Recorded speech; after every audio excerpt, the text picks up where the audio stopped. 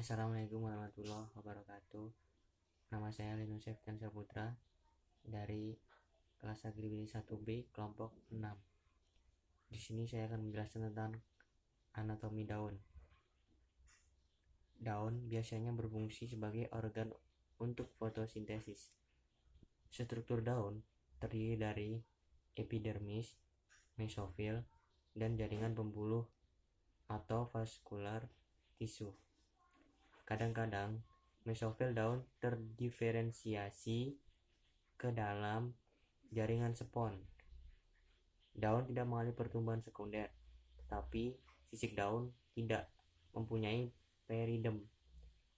Struktur daun bervariasi sesuai dengan bentuk hidupnya, yaitu daun seromorfi, daun dikotil, dan monokotil. Struktur jaringan penyusun daun yang pertama adalah epidermis. Epidermis pada daun bervariasi dalam hal jumlah lapisan, struktur, susunan stomata, bentuk trikoma, dan kehadiran sel-sel yang terspesialisasi. Fungsi proteksi dan pertukaran gas. Epidermis ini tersusun sangat rapat dan dilapisi oleh kutikula stomata. Epidermis pada daun terdapat dua jenis, yaitu epidermis atas dan epidermis bawah.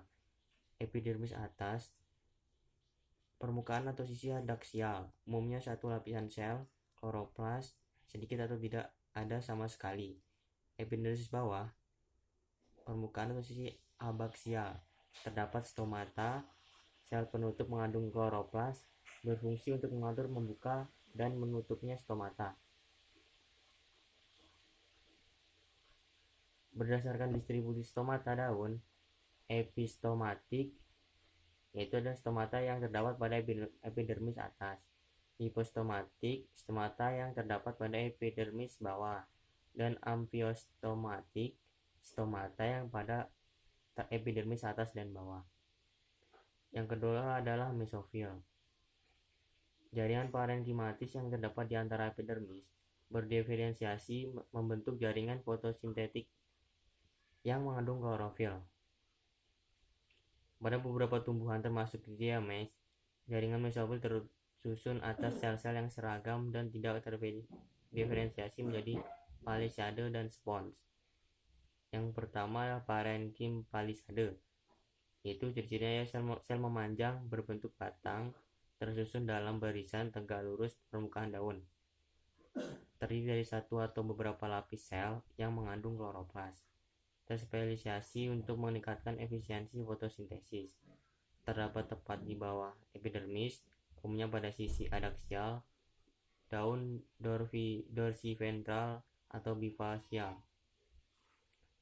Parenkim spons, bentuk tidak teratur bercabang-cabang dengan banyak ruang antar sel, yaitu lokasinya di bawah palisade. Fungsi utama penyimpanan gula dan asam amino yang disintesis di lapangan palisade.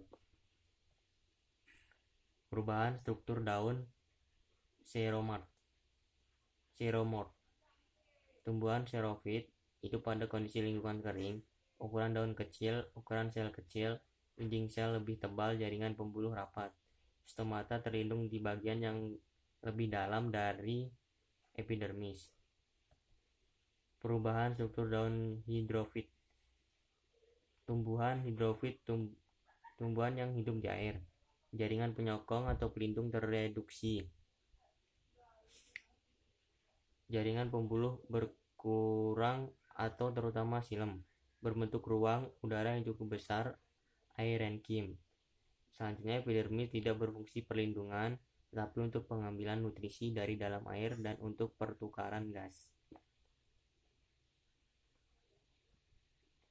Berdasarkan posisi palisadenya daun, menurut Vaughan tahun 1985, berdasarkan keberadaan palisade dan diferensiasi jaringan mesofil, daun dibagi menjadi tiga, yaitu dorsiventral, daun yang memiliki parenkim palisade hanya di salah satu sisi daun.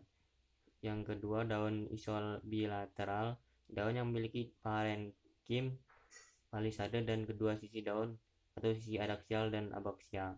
Yang ketiga, daun unifasial, struktur di kedua sisi daun sama atau jaringan mesofil tersusun atas sel-sel yang seragam dan tidak terdiferensiasi menjadi palisade dan spons. Selanjutnya, sistem pembuluh daun. Tulang daun yang lebih kecil biasanya dikelilingi oleh sel parenkim atau berkas pengangkut. Selanjutnya adalah tipe crans dari anatomi daun. Pada daun tumbuhan tertentu, lapisan sel mesofil berorientasi menjari mengelilingi berkas pengangkut disebut crans. Pada tumbuhan C4, penanaman tipe crans anatomi daun mencakup mesofil atau seludang berkas.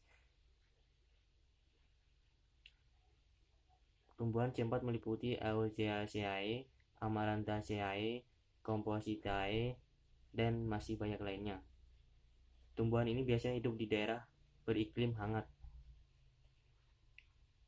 Yang kelima, jaringan penyokong daun. Jaringan epidermis memiliki struktur yang padat dan berkutikula. Dinding selnya seringkali tebal atau banyak. Terus selanjutnya, anatomi daun Gymnospermae. Daun berwarna hijau dan seromor. Terdapat jaringan transfusi. Jaringan transfusi memiliki berkas pengangkut tersusun atas trakeida, parenkim, dan sel albumin.